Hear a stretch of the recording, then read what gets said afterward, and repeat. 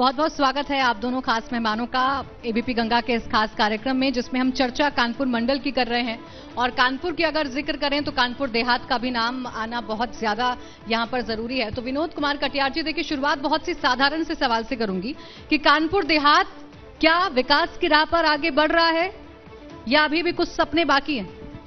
देखिए, कानपुर में देहात लगा जरूर है, लेकिन किसी शहर से पीछे नहीं है। कानपुर निश्चित रूप से कानपुर देहात इस समय पूरी ऊर्जा के साथ आगे बढ़ रहा है। बिल्कुल, और उम्मीद करेंगे कि बढ़ता रहे, लेकिन मुद्दे बहुत सारे हैं, वो मैं आपसे जरूर उठाऊंगी। लेकिन निर्मला शंखवार जी, पहले आपसे भी एक शुरुआती कमेंट ले लेते हैं और आपसे भी मैं जानना चाहूंगी कि जो वादे आपने किए थे पब्लिक से, जनप्रतिनिधि आपको चुना गया, उसके बाद आपने कौन से ऐसे काम किए जो आपकी भी उपलब्धि है और जिससे जनता भी खुश है, उसे भी सहयोग मिल रहा है? देखिए, पहले तो मैं आपको बहुत बहुत धन्यवाद देना चाहती हूँ एबी चैनल को, महापंचायत के कि आपने मुझे यहाँ पे ये मौका दिया कि अपनी बात मैं रखूँ और ये बात लोगों तक पहुँचे कि हमारी सरकार के द्वारा, हम लोगों द्वारा क्या विकास हो रहा है। जैसा कि आपने कहा क्या विकास हुए हैं, विकास तो जो एक अहम होता है हमारे गांव गली में, पानी, सड़क और बिजली, वो सभी पहुंच रहा है। पानी, सड़क और बिजली, लेकिन सड़क की हालत तो बहुत खस्ता नजर आती है। समझ नहीं आता कि गड्ढों में सड़क है या सड़क में गड्ढे। नहीं, जब सरकार 2017 में बनी थी, इसके पहले बहुत सड़क गड्ढे थे, ये बात सच है। लेकिन जैसी सरकार बनी, गड्ढा मुक्त सड़कें हुई और लोगों, अब देखिए, अब हमारे कभी रसूलाबाद आइए, जो एक चौड़ी चौड़ी सड़कें हैं, लोगों में जो वाकई इच्छा थी कि नई सरकार नई बदले, कुछ अच्छा हो, तो वाकई अच्छा हुआ है। गांव-गांव में बिजली गई है, आवासों में जो नहीं हुआ करते, जैसे एक्सरे मशीन है, टीबी जांच की मशीन है, वो सब पहुंचा है। तमाम ऐसी योजनाएं हैं कि बिजली गांव-गांव में क्या कहते हैं कि टंकी, पानी की टंकी बनाने का काम हुआ है। और रेलवे ओवर ब्रिज हमारे यहाँ नहीं था, इतने आज़ादी कितने वर्षों बाद हुई, लेकिन आज झिंझक में ओवर ब्रिज एक नहीं 2 बन रहे हैं। और वहाँ पर जो इतनी रोड में जाम लगती थी, आए दिन घटनाएं होती, उससे निजात जनता को मिला है। चलिए ठीक है, लेकिन अभी भी बहुत सारे ऐसे मुद्दे हैं जिन्हें शायद जनप्रतिनिधि नहीं छू पा रहे हैं। विनय जी, देखिए, जब कानपुर का जिक्र हो रहा है तो कानपुर देहात का भी जिक्र हो रहा है, लेकिन सबसे, विनय नहीं है, माफ कीजिएगा विनोद जी, देखिए सबसे बड़ी बात तो ये है कि यहाँ का जो पोल्यूशन है, यहाँ पे जो प्रदूषण है, वो देखिए, वो चाहे कानपुर नगर हो चाहे कानपुर देहात हो, हर जगह वो एक चादर सी लिपटी हुई नजर आती है, गैस चैम्बर सा बना हुआ नजर आता है। उसके लिए आप सब लोग क्या कर रहे हैं ताकि यहाँ की जनता जिन्होंने आप पर विश्वास किया है, वो निजात इससे उससे मिल सके और वो भी खुश हो सके? देखिए, पोल्यूशन की जहां तक आपने बात की है, तो मैं मानता हूं कि कानपुर शहर में बहुत पोल्यूशन है, लेकिन इससे कानपुर देहात में इतना पोल्यूशन नहीं है। कानपुर देहात में अगर आप मापा जाए तो पोल्यूशन बहुत कम है, अभी भी फ्रेश एयर कानपुर देहात में है। और निश्चित रूप से हमारी सरकार ने कई कदम उठाए हैं, जैसे कानपुर की जितनी इंडस्ट्रीज थी, खासतौर के लेदर इंडस्ट्रीज, टेनरीज को सारे को उन्नाव शिफ्ट किया गया। कानपुर में गंगा को स्वच्छ रखने के लिए कई अभियान चलाए गए। आज भी जितने नाले थे, उन नालों को जो है कन्वर्ट किया गया और इनको सबको जो है नीचे जो है हार्वेस्टिंग के माध्यम से नाले का जो कूड़ा था उसको वाटर ट्रीटमेंट करके रीसर्कल में डाला गया। बहुत सारे काम हुए हैं और निश्चित रूप से जब से हमारी सरकार आई है, पोल्यूशन कुछ कम हुआ है। और कब कम होगा, ये सबसे बड़ा सवाल है। अब से कुछ देर पहले ही हमारा एक खास सेशन था और हमारे साथ आपके विरोधी दल के कुछ लोग बैठे हुए थे जो बहुत सारे सवाल कर रहे थे, और वो सवाल वाजिब भी थे कि जब अगर काम हो रहा है तो वो जमीन पर नजर क्यों नहीं आता है? कानपुर अभी भी क्यों पिछड़ा हुआ सा और पुराना सा नजर आता है, क्यों ऐसा लगता है? देखिए, कानपुर पिछड़ा हुआ नजर आता है या आता था, 2 बातें हैं। आज कानपुर विकास के पथ पर चल रहा है, कानपुर में मेट्रो आ चुकी है, कानपुर की सड़कें चौड़ी हो चुकी है, मार्केट में नवीनीकरण आ चुका है, कानपुर अब डेवलपमेंट की तरफ जा रहा है। कानपुर में 5 स्टार होटल्स भी आ गए हैं, कानपुर एक सुंदरता का प्रतीक बन गया है। अगर आप गंगा ब्रिज से आई होंगी तो आपने दोनों तरफ देखा होगा कि जैसे गंगा द्वार में घुसते हैं तो कानपुर एक लगता है कि कानपुर शहर में आए हैं। उस स्वागत द्वार भी बहुत सुंदर हो गया है, तो कानपुर प्रगति पर बढ़ रहा है। ये था, मैं मानता हूं आज से 3-4 साल पहले था। रफ्तार होनी चाहिए विनोद जी, आपको लगता है वही रफ्तार है? देखिए, कोई भी सरकार रातों रात कोई कार्य नहीं कर देती है। सरकार हमारी 2017 में आती है। 2017 के बाद में निश्चित रूप से हम लोगों ने प्रगति की है। 2017 से पहले अगर गंगा का वाटर का पानी आप उठा के देखती तो आप खुद उसमें स्नान नहीं कर सकते। आज गंगा आरती होती है, आज घाट बने हुए हैं, आज चारों तरफ से खुशहाली का माहौल है। आज कानपुर प्रगति की तरफ से वाकई में प्रगति की तरफ से जा रहा है और कानपुर देहात उससे ज्यादा प्रगति की तरफ जा रहा है। चलिए, उम्मीद है कि ऐसा ही हो। लेकिन अब निर्मला जी, अब आपसे भी यही सवाल है, जब देहात का हम जिक्र करते हैं तो देखिए यहाँ पर सबसे जो पहला नाम दिमाग में आता है वो किसानों का आता है। आपको लगता है कि किसान संतुष्ट हैं, किसानों को वो तमाम चीजें मिल पा रही हैं, समय से खाद, समय से बीज उपलब्ध हो पा रहा है जिससे वो अपनी फसल कर सके, जिससे खेती जो है उसमें उसे फायदा हो? हाँ, किसान पूरी तरह से संतुष्ट है, क्योंकि किसानों के लिए हित में सरकार निरंतर काम कर रही। आपने देखा होगा उनके जो खाद बीज के लिए किसान सम्मान निधि के जरिए उनको किस तरह से अपनी खेती को आगे बढ़ाने का काम करें। साथ ही साथ देखा गया है कि किसानों के लिए सरकार निरंतर इसलिए प्रयास में रहती है, किसान कैसे स्वावलंबी बने, किसान कैसे अपनी दुगनी आय करे।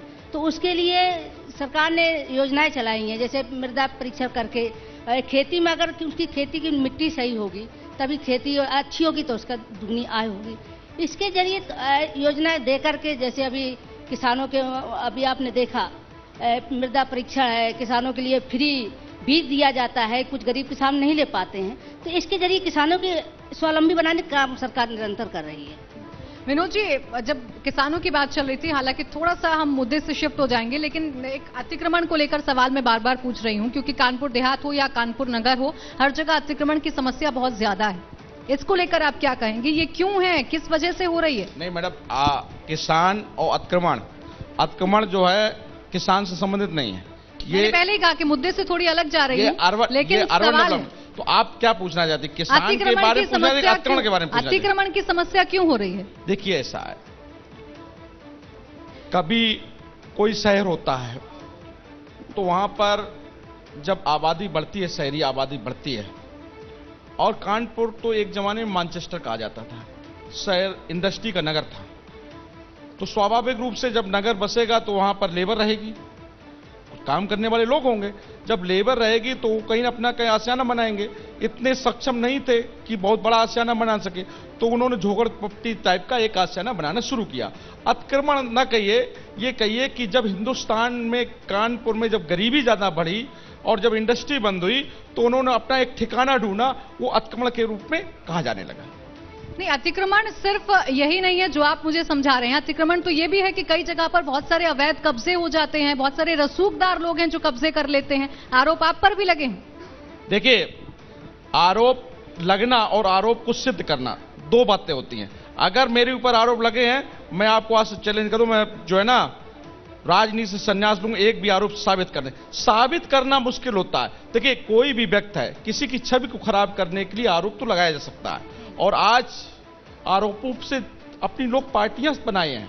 आरोपों के माध्यम से आज राजनीति चल रही है, आरोप के माध्यम से कई दल चल रहे हैं। क्या है, आप किसान आंदोलन को आरोप कहेंगे? किसान आंदोलन हो चाहे कुछ और हो, जब मुद्दे नहीं रहे हैं तो मुद्दों से भटक गए हैं लोग, और भटकने में नहीं, किसान आंदोलन मुद्दा नहीं है, आप ये कह रहे हैं? मैडम देखिए, किसानों का आंदोलन नहीं है, ये बिचौलियों का आंदोलन है। किसान का आंदोलन इतना छोटा नहीं होता। किसान अगर सारे किसान एक साथ मिल जाएं, देखिए किसान हमारा अन्नदाता है, हम सब किसानों का सम्मान करते हैं। और हमारे देश के प्रधानमंत्री परम आदरणीय मोदी जी ने जब एक संकल्प लिया कि किसान की आय को दुगना करना, तो किसान की आय को दुगना कैसे किया जाए? अब आपको कभी कोई टारगेट मिले कि आप ये चलिए कि इसको स्टूडियो को और अच्छा बना दीजिए, तो आप बनाने के लिए कुछ परिवर्तन करेंगे नहीं करेंगे? इस तरह से किसान की जो पॉलिसीज थी, उसके पॉलिसी में कुछ परिवर्तन करना पड़ा सदन के माध्यम से। तो आप समझा नहीं पाए ना विनोद जी, आप समझा दीजिए, आप उन्हें समझाइए कि ये आप ही के फायदे के लिए है।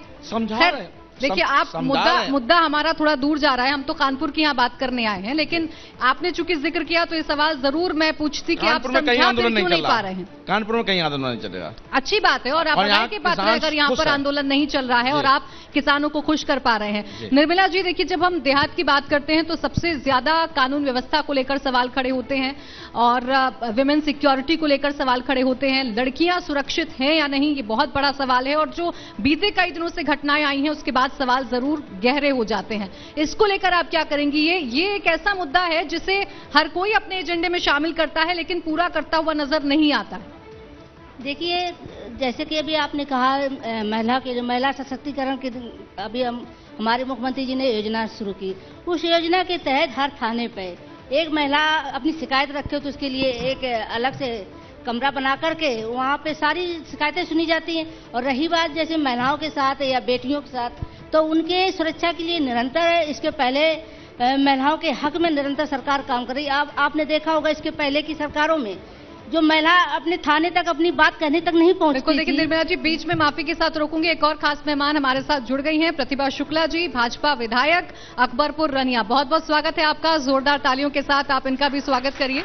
निर्मला जी, आप अपनी बात जल्दी से पूरा करिए फिर। नहीं, मैं ये कहना चाहती हूँ, आज देख रही हूँ इतना अच्छा माहौल है सरकार का कि कोई भी महिला जाकर के अपनी बात वहां तक अपने नौनिहाल बच्चों के साथ जाकर के बात कह सकती, अपनी पीड़ा दर्ज करा सकती, तत्काल उनका निराकरण किया जाता है। ये सुधार है महिलाओं में। महिलाओं को स्वावलंबी बनाने के लिए निरंतर सरकार जैसे छोटे छोटे उद्योग लगाकर उनको सिलाई की मशीन देकर कैसे महिलाएं स्वावलंबी बने, आगे बढ़े, तरक्की करें, निरंतर इस प्रयास में सरकार हम सब लोग लगे रहते हैं कि महिलाओं का स्तर ऊंचा हो, महिलाएं अपने घर के बाहर निकलें, अपना स्वयं बिल्कुल, काम लेकिन करें, फिर भी महिलाओं के खिलाफ जो क्राइम है वो कम नहीं हो रहा है। प्रतिभा जी, आपका स्वागत है और आपसे सबसे पहला सवाल तो मैं यही लूंगी कि आप मुझे बताइए कि आपकी ऐसी क्या उपलब्धि है जो आपने की है जनप्रतिनिधि के रूप में और जनता आपको सराह रही है और आपने जो वादे किए थे वो आप पूरा कर रही हैं।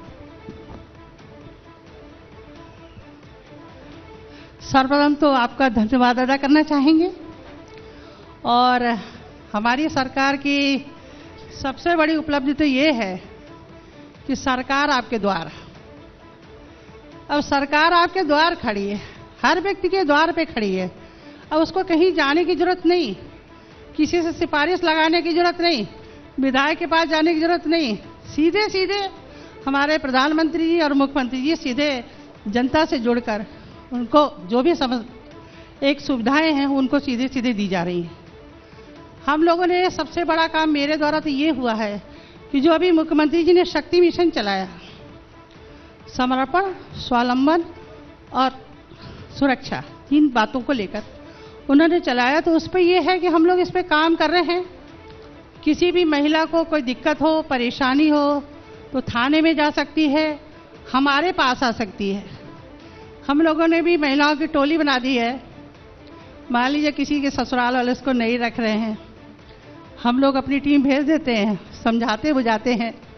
पहली कोशिश ये रहती है कि घर संसार किसी का ना टूटे, एक समायोजन हो जाए और वो अपने घर पे रहे, क्योंकि नारी और पुरुष 2 समाज के स्तंभ हैं और दोनों में से एक भी कोई विघटित हो तो समाज नहीं चल सकता। तो पहला प्रयास ये रहेगा कि दोनों का सम्मान रखते हुए हम लोग इस शक्ति मिशन के कार्यक्रम में लगे हैं। बिल्कुल प्रतिभा जी, देखिए महिलाओं को सशक्त बनाने की बात तो खैर हर मंच से की जाती है और कितनी सशक्त बन रही है और कितना काम अभी होना बाकी है ये हम सब जानते हैं। प्रतिभा जी, अगर आपकी क्षेत्र की मैं बात कर लूं तो एक समस्या है जो लोग फेस कर रहे हैं, जो उनके सामने आती है, वो है रोडवेज की, वो है ट्रांसपोर्ट की। आप ही का कुछ दिनों पहले एक बयान था जिसमें कहा था कि बहुत जल्द शुरू हो जाएगा वो बस डिपो जो 2015 में बनना शुरू हुआ था, जो अभी तक उसकी सुविधा लोगों को नहीं मिल पाई है। तो इतना वक्त क्यों लग रहा है, क्यों नहीं मिल पा रही उसकी सुविधा? नहीं, सुविधाएं तो है। सीएनजी की बात रखी जा रही थी, केवल बस स्टॉप नहीं, लेकिन बसें तो आ रही हैं। सीएनजी के लिए रखा जा रहा था, तो सीएनजी की अभी हम लोगों ने भी हमने लेटर लिखा हुआ है कि अकबरपुर से तो जो सीएनजी की सुविधा वो आती शीघ्र शुरू हो जाएगी। मंत्री जी से बात हो चुकी है हमारी। नहीं लगता आपको बहुत वक्त लग जाता है जनता तक वो सुविधा आते आते? कानपुर जो इतने दिनों से इंतजार कर रहा है जिस विकास का, उसमें अभी भी वक्त लग रहा है, जबकि डबल इंजन की सरकार है। तो पहले कुछ हुआ ही नहीं था, अब तो कुछ हो रहा है। लग रहा है कि कानपुर नगर कुछ होने लगा।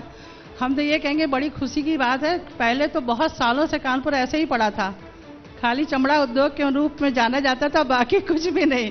जहाँ भी बता दो कानपुर अच्छा बहुत पिछड़े हैं लोग, ये जाना जाता था। लेकिन अब तो हम बहुत धन्यवाद अदा करना चाहेंगे अपने मुख्यमंत्री जी का कि बहुत विकास। और जो प्रतिभा जी कह रही हैं कि कानपुर पहले बहुत पिछड़ा हुआ था, पिछली सरकारों ने कुछ नहीं किया और आपकी जो सरकार आई है वो काम कर रही है। आप मुझे गिनवाइए 2-3 ऐसी चीजें जिससे यहाँ बैठी जनता भी सुन सके कि आप ये काम कर रहे हैं और इससे आपकी सरकार कानपुर को बेहतर कर रही है, उसकी सूरत और सीरत दोनों निखार रही है। कानपुर देहात, कानपुर शहर। कानपुर देहात की बात हो रही है, ओवरऑल कानपुर की बात हो रही है, आप कुछ भी गिनाइए। देखिए, सबसे बड़ा मुद्दा अगर आप देखें उत्तर प्रदेश में कि किसानों की सुरक्षा और किसानों का सम्मान दोनों देने का काम हमारी सरकार ने किया है।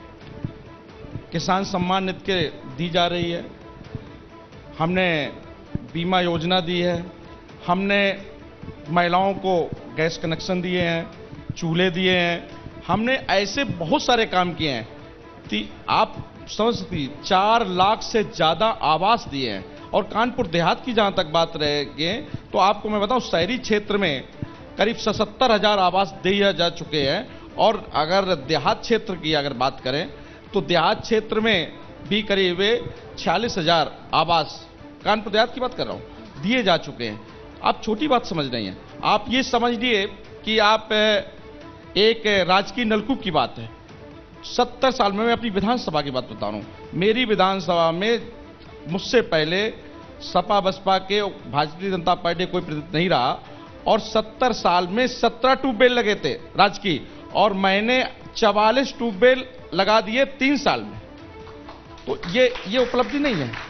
दूसरी बात, हमारी विधानसभा क्षेत्र में, मैं अपनी विधानसभा की बात बता रहा हूं कि हमसे पहले रोडें नहीं थी, आज हमने 1700 किलोमीटर की नई रोडें बनवा दी। ये उपलब्धि नहीं है।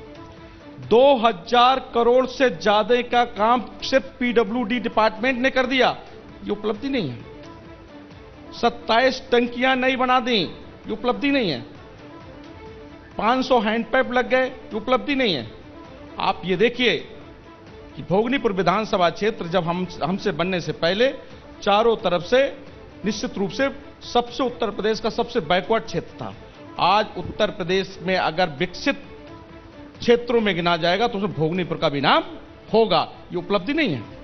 बिल्कुल, देखिए पिछली सरकारों ने क्या किया, आपकी सरकार क्या कर रही है, ये तो एक बहस का मुद्दा हो जाता है। लेकिन आप चूंकि डबल इंजन सरकार है और आपने बड़े बड़े वादे किए थे, तो इसीलिए आपसे उम्मीद ज्यादा है और इसीलिए आपसे भी सवाल ज्यादा पूछे जाएंगे। अब निर्मला जी, देखिए गांव की अगर बात करें, देहात की अगर बात करें, जो सबसे बड़ी समस्या आती है देहात में वो बिजली की आती है, वो स्वच्छ पानी की आती है। तो ये जो मूलभूत सुविधाएं हैं ये किस तरीके से दी जा रही हैं और आपको लग रहा है कि आप पूरी तरीके से सफल हो रही हैं ये सब करने में?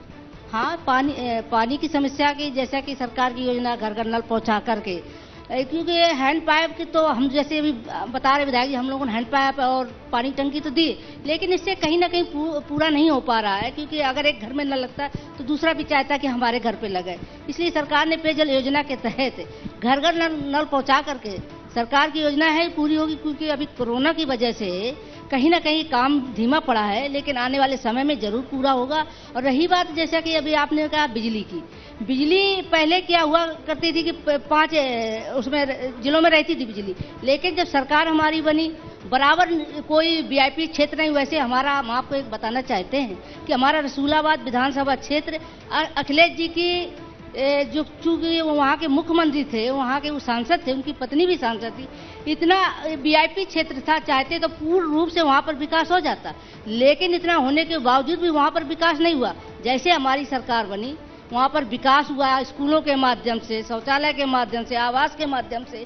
जैसे बिजली, 300 गांव लगभग ऐसे थे जो बिजली नहीं थी, वहाँ बिजली वो पूर्ण करा करके लोगों को एक सुविधा देने का काम किया गया है।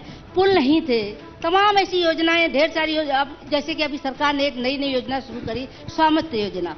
जो गांव में ये नहीं जानता कि मेरे घर का नंबर क्या है, तो वो सरकार के माध्यम से वो नंबर जानेगा। वो कोई उससे पूछेगा तुम्हारा घर कहाँ, कम से कम नंबर से बता सकेगा। कल जरूरत होगी उसको कि मुझे अपने बच्चों को आगे पढ़ाना, तो लोन कैसे लें, तो अपने उस मकान के कागजों की कागज नहीं हुआ करते, तो कागजों को गिरवी रख के अपना लोन लेकर अपने बच्चों को आगे बढ़ाने का काम करेगा। ऐसी इतनी सारी योजनाएं गिनाने का समय दें तो मैं लिख करके लाई हूँ।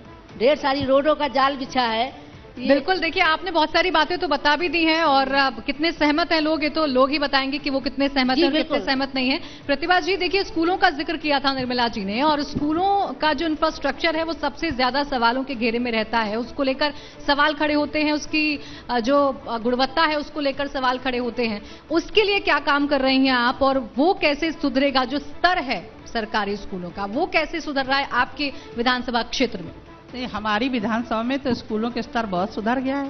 सारे स्कूल बिल्कुल व्यवस्थित, रंगे पुते और बिजली से व्यवस्था से दुरुस्त हैं, शौचालय हैं, बच्चों के फर्नीचर भी हैं।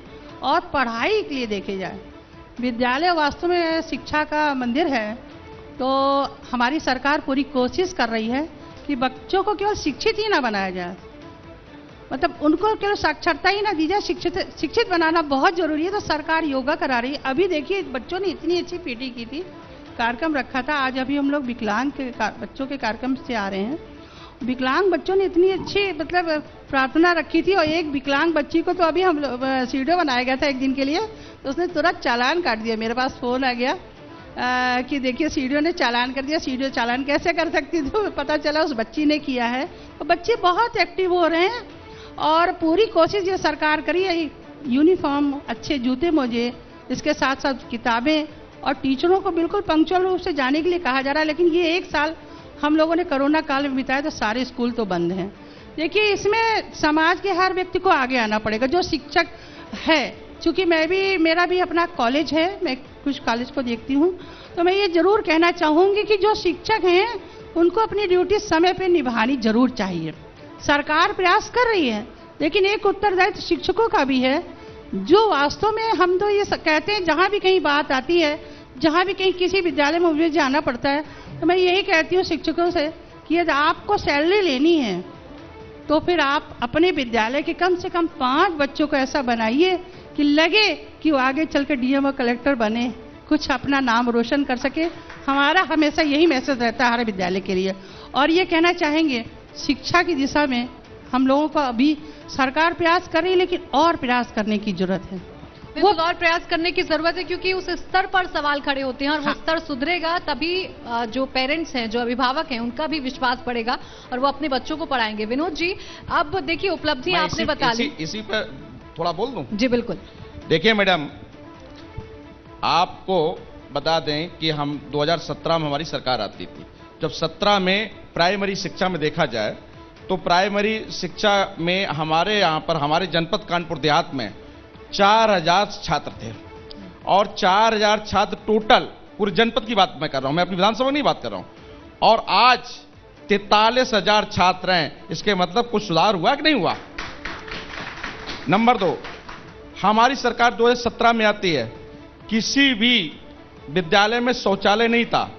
हमारे माननीय मुख्यमंत्री के द्वारा कायाकल्प योजना के माध्यम से हर विद्यालय में पुरुष का अलग और लेडीज का अलग। अब ऐसा कोई विद्यालय नहीं है जहां पर शौचालय, 2-2 शौचालय ना हो, एक पुरुष का एक महिलाओं का। तो उपलब्धि की बात हो गई। अब चूंकि मेरे पास वक्त समाप्त हो रहा है, तो मैं चाहूंगी, पूछिए। बिल्कुल, मैं अब चाहूंगी आपसे कि आप एबीपी गंगा के मंच से बता दीजिए कि ये काम अभी रह गया है जो आपकी नजरों में है और आप उसे करेंगे और बहुत जल्द करेंगे।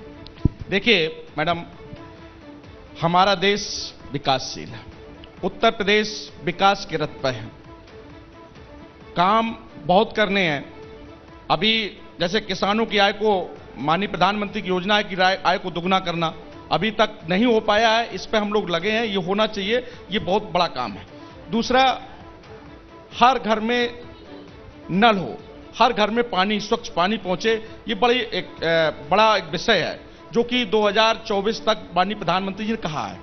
2024 तक किसी का घर कच्चा ना हो, सबको पक्का मकान उपलब्ध कराया जाए, ये चल रहा है। और ये बड़ी योजना है। विनोद जी, हम यही उम्मीद करेंगे कि ये जो तमाम बातें आप मुझे बता रहे हैं, ये आप जल्द से जल्द पूरा कर दें, ताकि कानपुर चाहे देहात हो या चाहे नगर हो, वो भी विकास की रफ्तार में आगे बढ़ सके। बहुत बहुत शुक्रिया आपका, बहुत बहुत धन्यवाद, बहुत बहुत धन्यवाद और हमसे बातचीत करने के लिए।